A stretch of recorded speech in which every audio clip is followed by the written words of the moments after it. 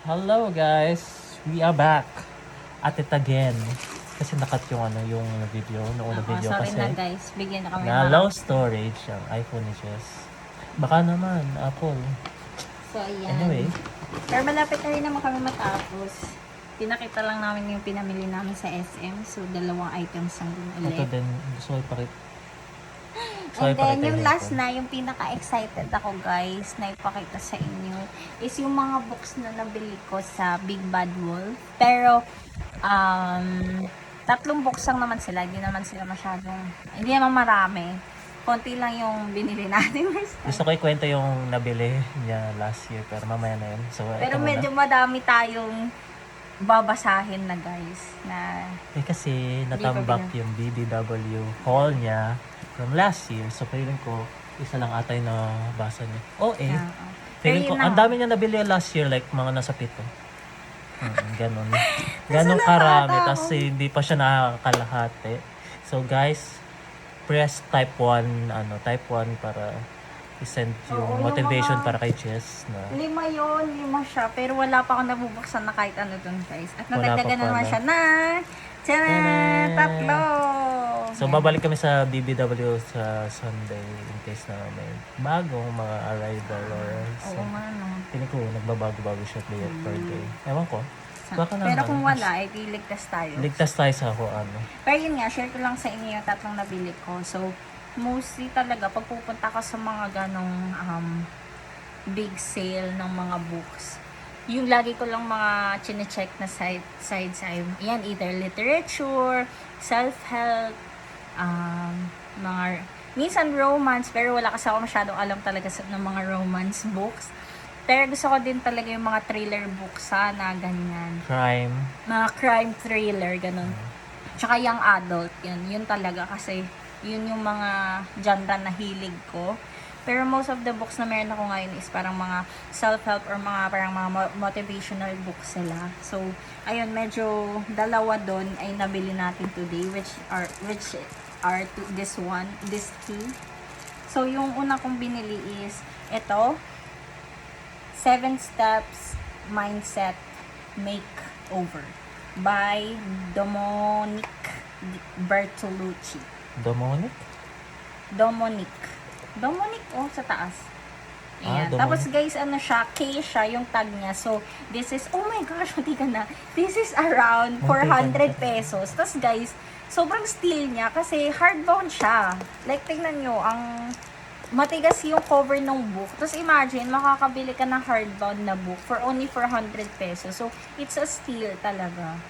Kaya yun, kinuha ko kagad. And then, ayun nga, parang motivational book din siya. So, excited ako basahin kasi sana may meron tayong matutunan, ganyan. Tapos maganda pa yung book. So, yun. Kung meron kayong reviews dito or kung nabasa niyo na tong book na to, Let me know. let us know kung maganda. And then yung second self-help book na nabili ko is ito. Alam niyo, sobrang sikat ngayon yung mga A-pop books. Kasi mga Korean books sila. Tapos, mostly sa mga Filipino translators or authors, sila yung mga nagtatranslate ng mga books na to. So, isa to dun sa mga books na Filipino yung nag-translate. And then, dun sa Big Bad Wolf, naka-under siya sa Filipino authors. Section. Sa Filipino section siya. So, ayan. Ito yung book na binabasa ni Son ng Enhypen. Kung kalala niyo yung Enhypen. So, ito talaga isa din sa mga books na hinahanap ko.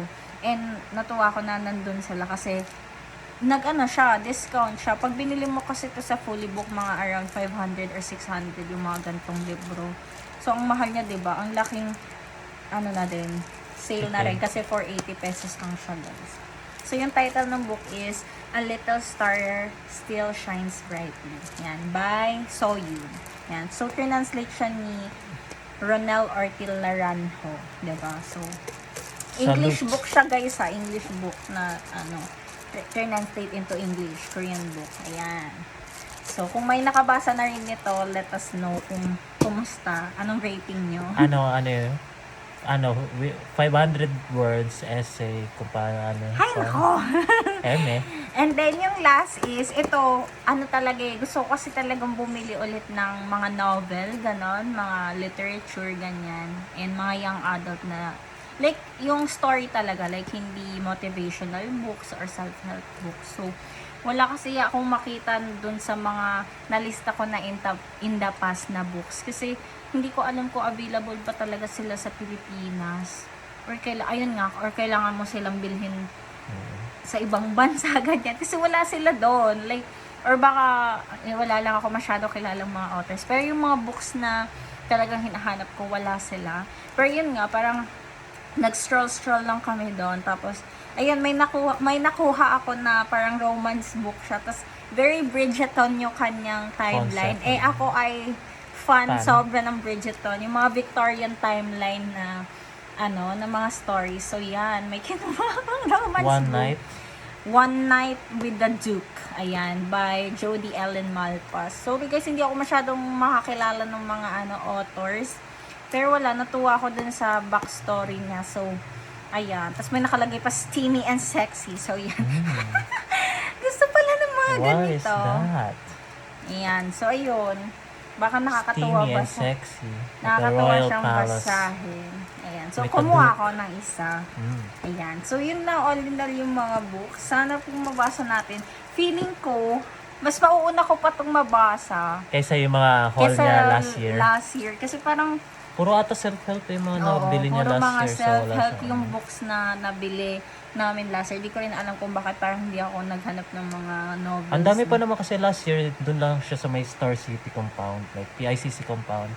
So, ang haba ng tent na yun. So, ang daming choices. Tapos, kunwari, yung literature section, parang 4 na table siya. So, marami kang choices to choose from. And marami ring categories like from kids to religion to philosophy, political, historical books. Lahat nandun, like parang wow, ma-overwhelm ka pag nakita mo kasi. Kasi ang daming libro, ang daming mong choices, hindi mo alam kung saan ka magsisimula, kung ano yung pipiliin mo. Though may list ka na prepare, pero alam mo yun, mawawala siya kasi, ang daming libro, ang interesting. So, wala lang. And for me, as a first time na maka-attend sa ganun last year, nakakatuwa kasi sinamahan ko lang sila last year, si Jess, tapos si Wilbert. So parang, ayun nga, nakita ko sila at their natural habitat na, grabe pala yung pagkakaano nila dito sa mga librong to. Sinusuyod nila lahat. Like ako, andun na ako, push na cart nila. And ayun nga, to see them na marami silang nakitang good find na libro na interesting sila basahin na parang, wow, ang nakakatuwa. And to think din na hindi lang matatanda yung nandun, pati bata na engage as early as at a young age na engage sila sa mga ganun na parang hindi pa pala digitalize yung mga ganun. Like, nakakatuwa na may mga nagbabasa pa ng libro. So yun, wala lang. Tapos ngayon, medyo nakakaano lang kasi though malapit na siya sa amin, pero ayun nga, maliit siya compared from last year. Onti lang yung choices to choose from. Pero okay na rin. So far, so good. Yeah. Ayun So, lang. yun. Yan lang yung reason bakit kami nag-vlog today. Para Wala, ipakita kasi- sa inyo yung mga pinamili namin. And, ayun, to share something about Our books. And, whatever little we- ganap today. Yun lang. August 9. It's a Bye, Friday. guys. Nakakapagod. Pero ayun nga, naboost kami nabigyan pa kami ng energy kasi nag-milk tea kami at this given hour. Ay, nasarap. Like, try niyo yung chatra mo. Like, sabi nga ni Jess, siya, sikat na milk tea shop from Thailand. So, Yeah. like, authentic, like, super authentic. It's sorry, Chatok Chap. I love you. Kay yung una kong Thai milk tea shop na I fall in love to. Pero ayun nga, may mas better. Mas Uy, na, just baliw. better. Joke lang. I love you, Chatok Chap. Chatok Chap next week. I promise ko yan. Ayun. Yun lang, guys. Try chatra mo. Bye. Bye. Thanks you. Bye.